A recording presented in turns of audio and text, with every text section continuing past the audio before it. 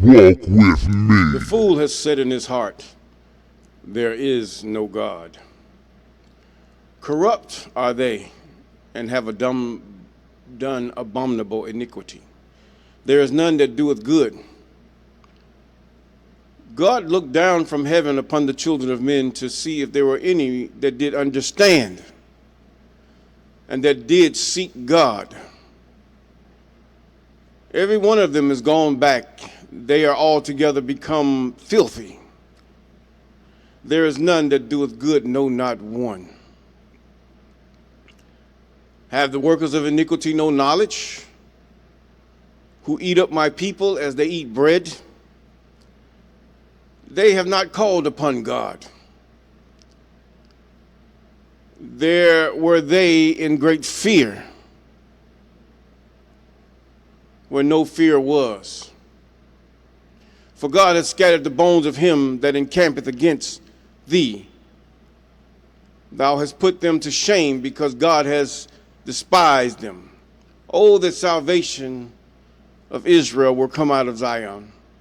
When God bringeth back the captivity of his people, Jacob shall rejoice, and Israel shall be glad. Psalms chapter 53. Deliver me from the hands of evil spirits, who have sway over the thoughts of men's hearts. And let them not lead me astray from thee, O my God.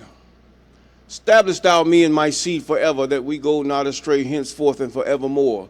Jubilees chapter 12 and verse 20. Yes, we thank God. Good morning, good afternoon, good evening. Those of you on this platform and other shared platforms, we thank God for you, you, and you. And with a hand clap of praise, we thank God for you.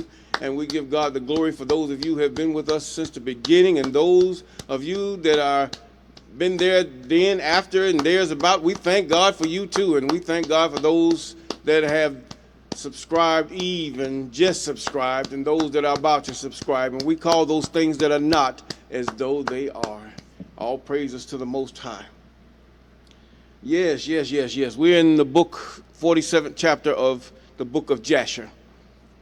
The 47th chapter of the book of Jasher. Now, we had just begun with this chapter, and Isaac had blessed the sons of Jacob, his grandchildren. And he said one notable thing about Esau. He said, may God cause you to be a dread and a terror to all that will behold you and to all your enemies.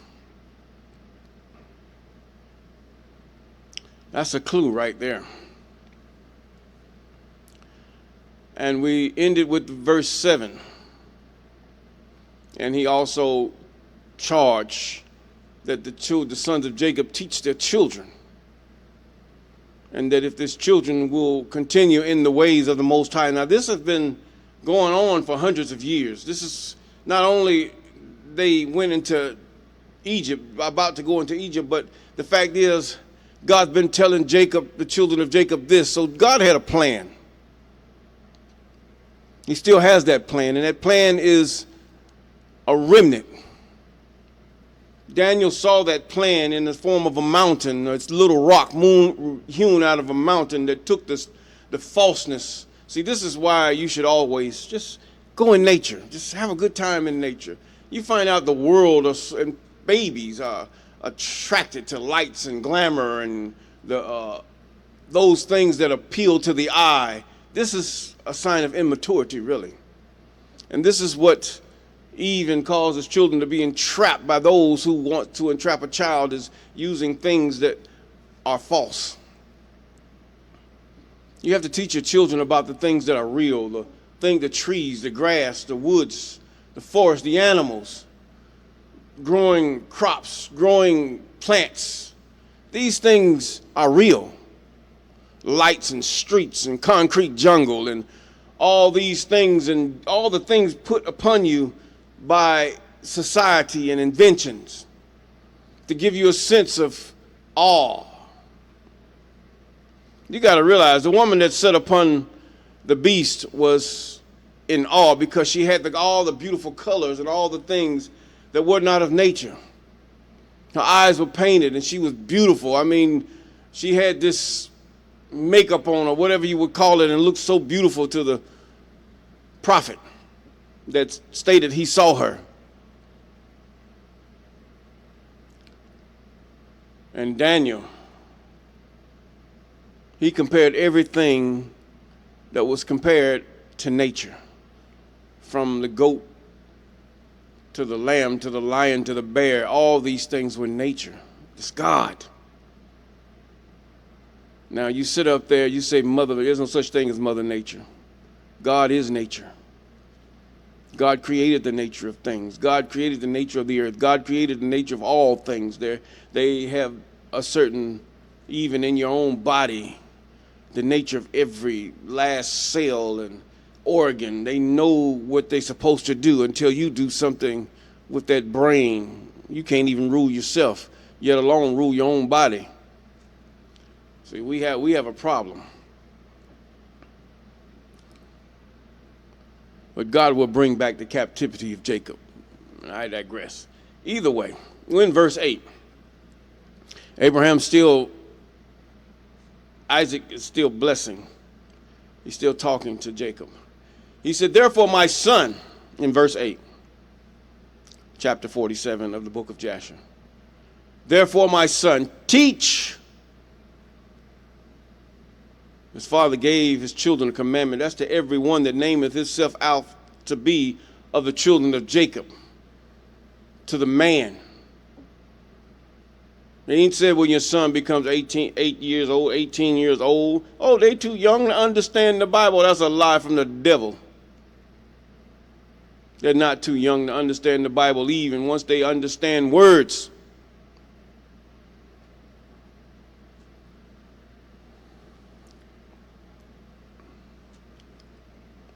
What does God say?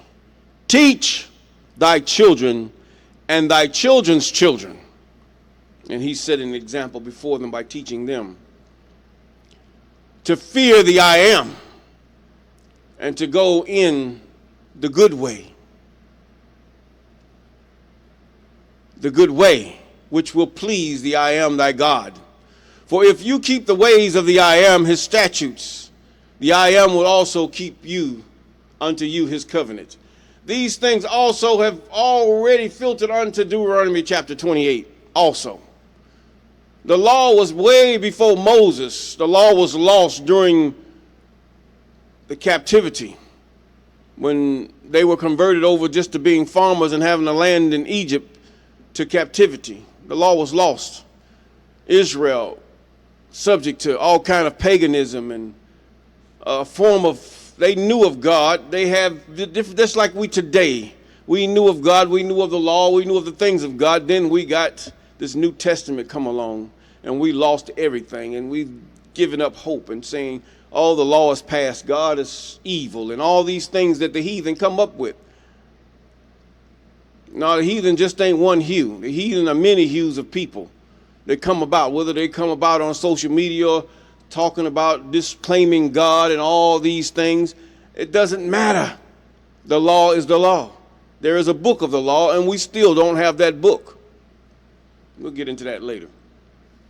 But either way, he said, and will do with you and your seed all the days. That's if. This is condition of God keeping his covenant. His covenant is his love. His law is his love.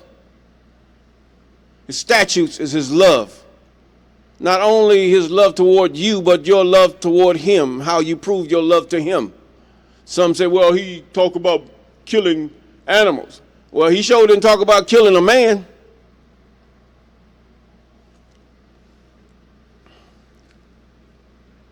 God killed an animal.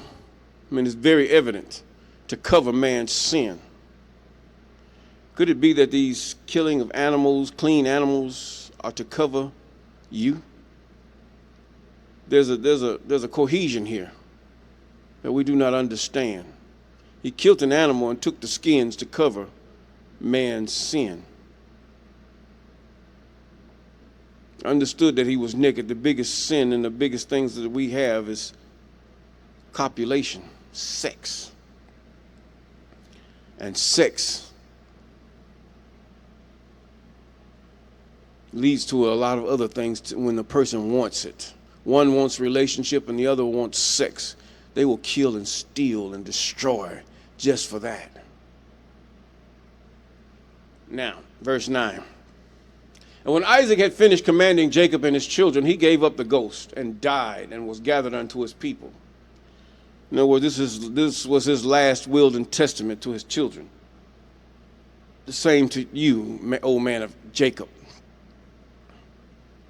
Your last will and testament should be that of reiterating the commandments of the Most High to those of your seed that will hear. And Jacob and Esau fell upon the face of their father Isaac, and they wept, and Isaac was 180 years old. Now you have to realize, the love for a man or for a boy for his father has been separated by the Satans. This has been on a grand scale, especially amongst the children of Jacob. To separate, not only through the woman does he separate the man from the father from the boy or the son.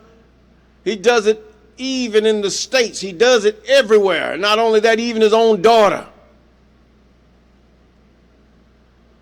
Separates the family. They say family, but I say the man from his children. Because with that child is to the point where they know that they're loved, very much loved. When that man favors his sons and begins to teach them and show them, and they become confident in what they do. And when they bring for approval to their father, he so hold it, son, that's good, but you can do better. Let me show you. Then he goes and do better. Oh, that is so good. See, this is the plan of the enemy. Now, when the father's out the home and all these things are gone, the boy, he has to look to his mother, and she don't know how to raise a man because she's not a man. Her hormones are not a man. She can never understand what it is to be a man because she does not have testosterone as a man does. She can get injected and grow big muscles or whatever she wants to do, but that's not the way it is overall. The man. See, the simple things that we forget the enemy is doing. The man. Even Jacob in his old age went out, and when his sons looked like they were being subdued, he went out with his bow and arrow. He couldn't fight like them, but he went out and shot up a lot of folk. The man.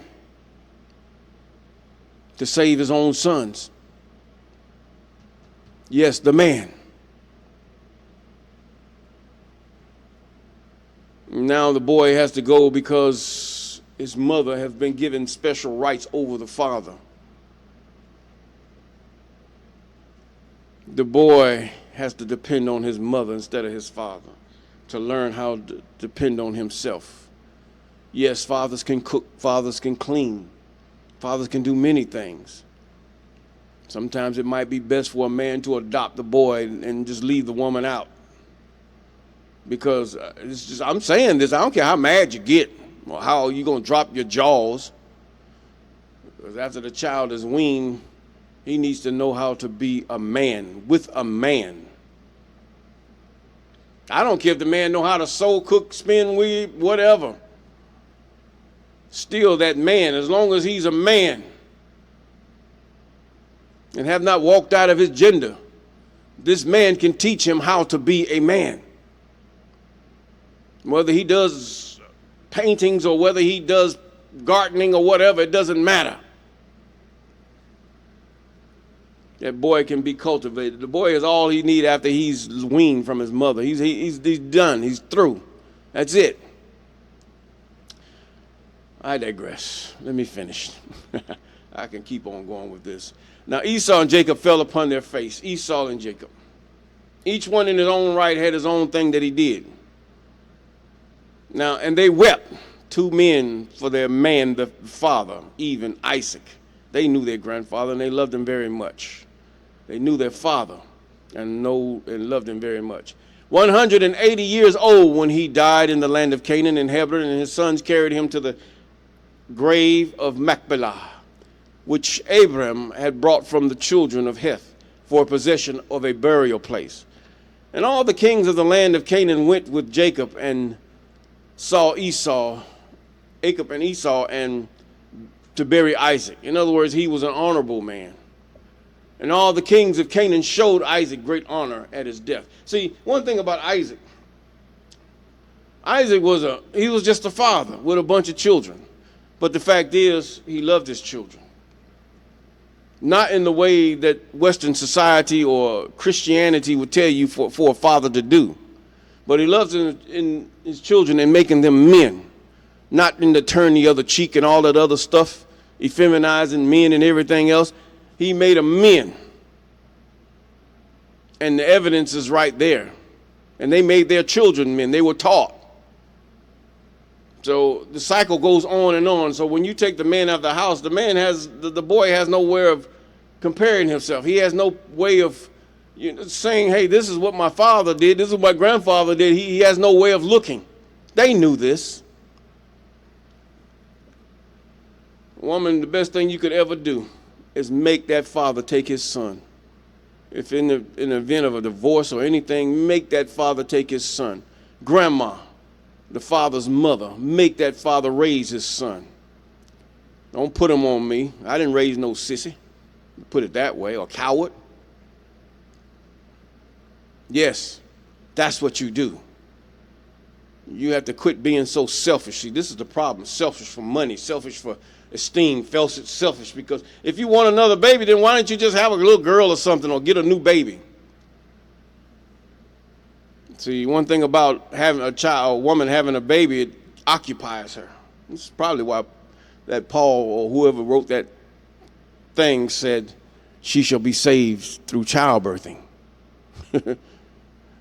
Instead of being all in everybody's business, now she has to deal with a child. Some run from that responsibility and say, I am never having a child. Well, if you're never having a child, why are you even thinking about a man?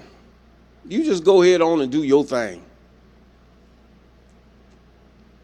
Don't worry about no child. Stop talking about everybody else. Now we're trying to restore this family back. And one thing about the woman, she can stay with her husband and the husband with the wife, and she can watch her son grow up after she's weaned him and taught him his first things. And here's the father taking on the son. See, this is why you have so many. The Industrial Revolution has really messed up the family. It has caused the family very havoc because the family has endured so hardship of the male being out of the family because he has to work so much in order for them to push forth their products. And men and women have become lazy to the point where we just want the convenience of things, where those who work in the kitchens and stuff have to do it in a factory. And then you have the fight of preservatives, using all kind of chemicals so the products doesn't spoil, even if they're sitting in hot sun for a little while and then refrozen. This is processed food. Your problem is preservatives. That's it. There's a book called Fat, Sweet, and Salt. Yes, that's part of it. But the main part is preservatives. Preservatives the body cannot even digest. It just converts it to fat. That's it. This is why you're so adamantly warned against eating foods that are processed because of preservatives. Fresh vegetables or vegetables that have been grown in a garden or whatever, you can always peel the skin off and eat it. The skin is where it keeps the pesticides out, unless the whole thing is a whole pesticide by itself, and some are. Yes. Now the kings of Canaan showed Isaac great honor at his death. And the sons of Jacob and the sons of Esau went barefooted round about, walking, lamenting, until they reached Kiriath Arba. And Jacob and Esau buried their father Isaac in the cave of Machpelah, which is in Kiriath Arba, in Hebron. And they buried him with a great honor, as at the funeral of kings. And Jacob and his sons, and Esau and his sons, and all the kings of Canaan made a great heavy mourning. And they buried him and mourned for him many days. And at the death of Isaac, he left his cattle, his possessions, and all belongings to him. Pay attention. To his sons. And Esau said to Jacob, behold, I pray thee, all that our father has left, we will divide it in 2 parts. And I will have the choice. And Jacob said, we will do so. And Jacob took all that Isaac had left in the land of Canaan, the cattle and the property, and he placed them in 2 parts before Esau and his sons. And he said unto Esau, behold, now see, these 2 brothers, they really wasn't that big of an enemy, right? God had straightened that stuff out. Behold, all of this is before thee. Choose thou unto thyself the half which thou wilt take. And Jacob said unto Esau, hear, I pray thee, what will I speak unto thee, saying, that I am God of heaven and earth, spoke unto our fathers Abraham and Isaac, saying, unto thy seed will I give this land for an inheritance forever.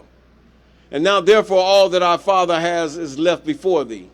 And behold, all the land is before thee. Choose thou from them what thou desirest. Verse 19. And if thou desirest the whole land, take it for thee and thy children forever. And it will be, I will take this riches, and it will be, and it thou desirest the riches, take it unto thee. And I will take the land for me and for my children to inherit it forever. And Nebaioth, son of Ishmael, was in the land with the children and Esau, and went on that day and consulted with him, saying, thus hath Jacob spoken unto me, and thus has he answered me. Now give thy advice, and we will hear. And Nebaioth says, what is this that Jacob has spoken unto thee? Behold, all the children of Canaan are dwelling securely in their land. And Jacob saith, he will inherit it with his seed all the days. Now go therefore and take all thy father's riches, and leave Jacob thy brother in the land as he has spoken. In other words, Esau, you take the material things, and Jacob don't take the land. Now the land is real more valuable than just those things there. Esau rose up and returned to Jacob, and did all that Nebaioth the son of Ishmael had advised. And Esau took all the riches that Isaac had left, the souls, the beasts, the cattle, and the property, and all the riches. He gave nothing to his brother Jacob. And Jacob took all the land of Canaan, from the brook of Egypt to the river Euphrates. Now this is a mystery here. You said that's divided by the Red Sea. So there had to be a land crossing, not only from the point of Djibouti, also up there toward where Cairo is, up there when you cross the Red Sea, or the part that begins in the Red Sea, before they made that channel in there to separate it. Now, there's a mystery there. This land was connected to Africa. It had to be. It's not so much of a mystery as it's the fact of just going back in history and find out, where has this land connected? Was this land connected even at the time, at the fall in 70 AD? Because there's some things that we see in the Word, in the Bible, that is not even being there. It's left out. It's just omitted. Even with your oldest Bibles, because of the heathen who wants to be you, Jacob, who have made himself to be you for many years, and now God open your eyes and show you that the heathen are not you. And now go for take thy father's riches and leave, and Jacob thy brother in the land, as he has spoken. And Esau rose up and returned to Jacob, and did all that Nebaioth the son of Ishmael. Now Ishmael was the son of a bondwoman, the son of Abram. And it's the son of Ishmael, Nebaioth, he advised him, and had left the souls, the beasts, the cattle, and the property. All the riches he gave nothing to his brother Jacob, and he took the land of Canaan from the book of Egypt unto the river Euphrates, and he took it for an everlasting possession, and for his children, and for his seed after him forever. Verse 25, and Jacob also took from his brother Esau the cave of Machpelah, which is in Hebron, which Abraham had brought from Ephron for a possession of a burial place for him and his seed forever. So Machpelah is right there.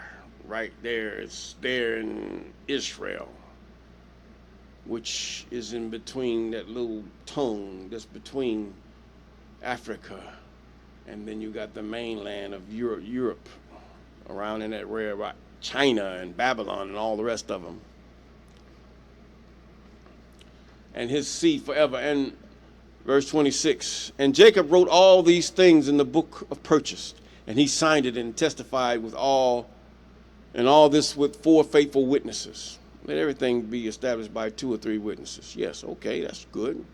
And these are the words which Jacob wrote in the book, saying, the land of Canaan and all the cities of the Hittites and the Hivites and Jebusites and Amorites and Perizzites and Girgasites and Gashites, all the 7 nations, from the river of Egypt unto the river Euphrates. That's all the way down. And when you cross that land, you're talking about, you can see Djibouti right from the tip of it. But that's still, you have to go over to the brook of Egypt, which is the Nile. Maybe I'm missing something here, but either way. And the city of Hebron, Kirjath Arba,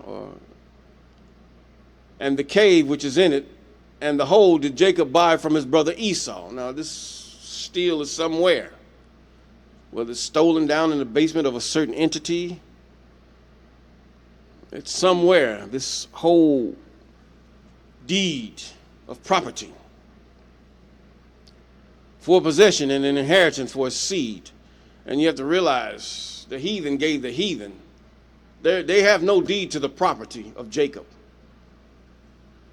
They only have a claimation of the European nations in which they came and to say that they have right to what God have given the children of Jacob. And this is why the things are going on. And God is going to remove the heathen from the land which he promised Jacob and place Jacob there. When? I don't know. Will it happen? Yes, definitely.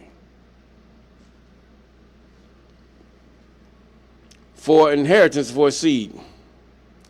And Jacob took the book of purchase. Okay, he took the book of purchase, the command and the statutes and the revealed book, and he placed them in a certain earthen vessel. Now they're in an earthen vessel, in order that they should remain for a long time, and he delivered them into the hands of his children. Now what child did he deliver this to? Was it Esau? No. That was his brother. It could have been Levi. Levi was one who kept the things of God, yes. But somehow these things got lost in Egypt, as we have seen and we will see. And Jacob took the book of purchase, and he placed them in an earthen vessel in order that they should remain for a long time. In other words, he was preserving them. And he delivered them into the hands of his children, one of his children. Reuben, or his firstborn, nah. He forfeited his child. The firstborn forfeited his position because he laid with his father's wife. Yes, he did.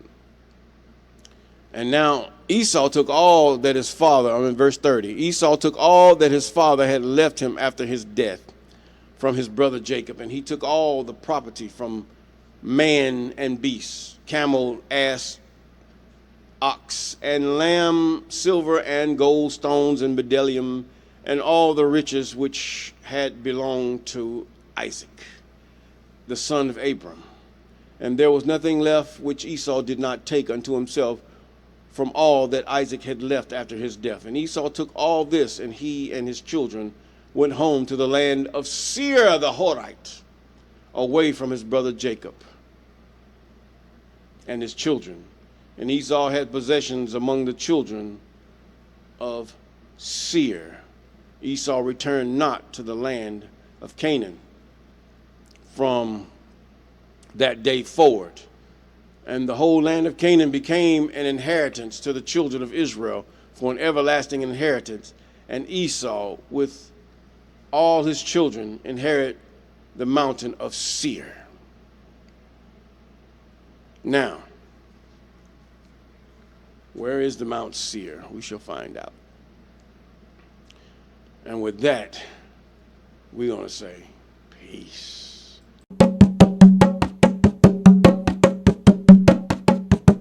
Walk with me.